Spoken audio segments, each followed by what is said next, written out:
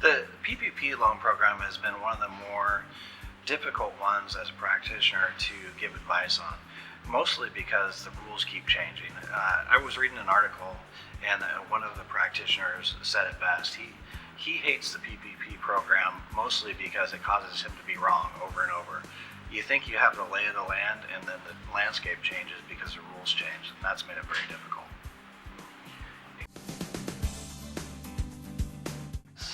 The IRS came out with a notice on the 18th that detailed out, basically doubled down on their position, and it highlighted two things. First was that the deduction of expenses would be a taxable item, and so that was not good news for people with the PPP loan. And the second thing is they talked about the presumption of forgiveness is as good as forgiveness for when you have to recognize the taxable event, which forces most people to have the taxable event in 2020 versus possibly delaying it to 2021. It doesn't make it permanent, but it does clearly tell us what is going on in the IRS's mind on how this should be treated.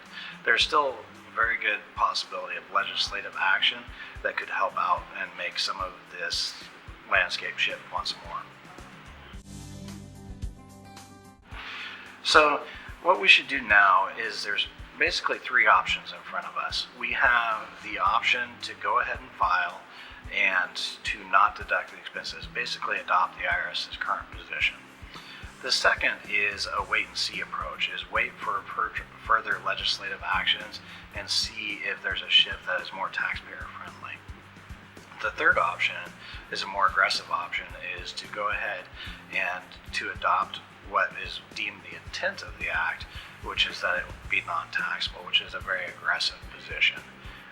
We are suggesting the wait and see approach seems to make the most sense at this time. It doesn't mean that we need to wait to apply for forgiveness. It just means that it could cause the filing of your 2020 return to be delayed till we know further. So the forgiveness aspect of it, the application, is still a good idea to take a look at and see, because there is some short forms that are very easy and that we could get some forgiveness on. However, if new legislation does make it a simpler process, there could be some benefits from waiting as well.